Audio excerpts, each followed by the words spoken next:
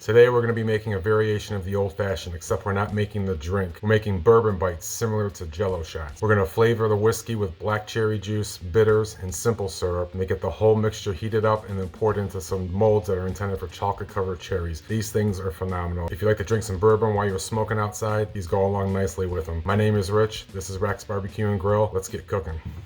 Okay, so I've discovered this gelatin called Agar Agar. It's actually a plant-based gelatin. Obviously, being a barbecue and grill channel, I'm not worried about it being plant-based or animal-based. Two things about it: it's got a little firmer texture to it than the standard gelatin that we use for making Jell-O shots. So I started playing around with this stuff, and I like the texture that you can get out of it. The second thing is you don't need to use as much of the agar as you do with the gelatin that's used for a Jell-O shot. I'll leave a link in the description where I bought this on Amazon. These are actually the mold. You're gonna make a chocolate-covered cherry. Again, I'll leave the link to Amazon to buy these in the description. So to get started, we need to dissolve the Agar Agar. And from now on, I'm just gonna call it Agar because it sounds like I'm stuttering.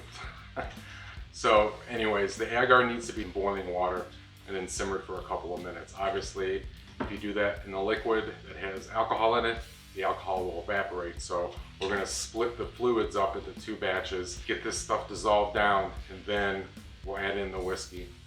I'll walk you through the whole process. So we're just gonna start with a small saucepan and get our non-alcoholic ingredients put in place. So we're going to start with a quarter cup of club soda, and then a quarter cup of simple syrup. And then I have a jar of bourbon cocktail black cherries. And then from the jar, we're going to take 4 tablespoons of the juice out, 4 teaspoons of the Agar Agar, I've already got it measured out here, 2 tablespoons of cherry bitters. And with everything in the pan, we're going to get over to the stove, bring it up to a boil. Get everything mixed up.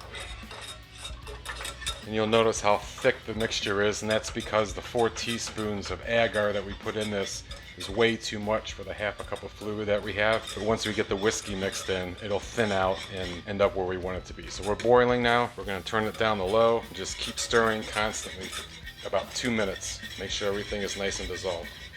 And we're gonna turn off the heat now. It's been a couple minutes. Take it off the hot burner. We're gonna let that cool down before we add the whiskey to it.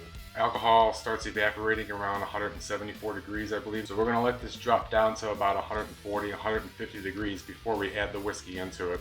That way we don't lose any of the alcohol content. Okay, our mixture has started to cool down. We're at about 140 right now, so that's good. We're safe to put the whiskey in. 1.5 cups of your favorite bourbon. Give everything a good mix. Get it all stirred up with that nice watery consistency. So because I like my bourbon neat, sometimes on an ice cube, but I like the strong taste of the bourbon. That's why there's 1.5 cups of it in here. You can put less in if you want to. The important thing to remember is that 4 teaspoons of agar that we use is for 2 cups of fluid. So if you're taking 1/2 cup away from one side, make sure you add it to the other side, and that way the gelatin will set the way that we want it to. We're gonna let this cool down to about 100 and 110 degrees, and then we'll start pouring everything into the mold. Right, everything is cooled down to about 100 degrees now, so we're going to start pouring stuff into the mold. I'm going to use a turkey baster to do this. I'm going to fill about 1/3 of the mold with the mixture first. And you want to work a little bit fast. You have time, but don't walk away from this stuff. It'll start setting up on you, and you don't want that to happen. So about 1/3. And then to each of these, we're going to add one of our bourbon cherries.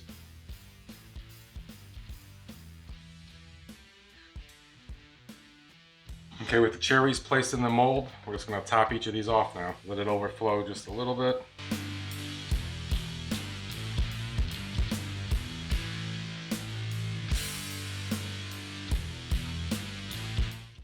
Okay, each of these molds makes 15, so we've got 30 poured. We do have some left over, but if you're using the same molds, you have some left over, don't throw it away. Get a container, pour the rest of it in the container, and just let that sit. It'll gel up, and you can slice it into little squares. So we're gonna let this sit on the counter until everything starts to firm up a little bit. I don't wanna try and pick these things up right now and get them in the refrigerator because they'll spill. So I'm gonna let them sit here for probably 10-15 minutes, check on them, then we'll get them into the refrigerator. Okay, these have set up enough that I can pick them up without spilling them. So we're into the fridge to go for an hour, and then we'll pop them out and see what we ended up with. Okay, the moment of truth. These guys have been in the refrigerator for an hour, so they're nice and firmed up. First, before you pop them open, remember our leftover stuff? It too has gelled up on this, so we'll just make some slices, and you just have a little piece of the gelatin, the bourbon. Good stuff. Let's get these cherries out of here now. Just gonna take them, flip them over, and just gently push, pop each of them out. And there's our finished product. Cherries set in the gelatin. So one thing I didn't mention before, the whiskey that I used, the bourbon that I used was 100 proof bourbon. Working out the math, there was a formula to figure out how much alcohol is in anything that you drink or something like this. So with 100 proof whiskey, these come out to 75 proof a piece. So let's give them a shot, man. Just like a black cherry old fashioned, exactly what we're going for. So that's it. Just a fun little video to make kind of a barbecue snack, something to eat when you're out on the smoker. Hell, you can even drop one of these in your drink, have a little snack after you finish it. So that's a wrap for today. Once again, appreciate everybody's time. Like the video if you can, and we'll see you next time.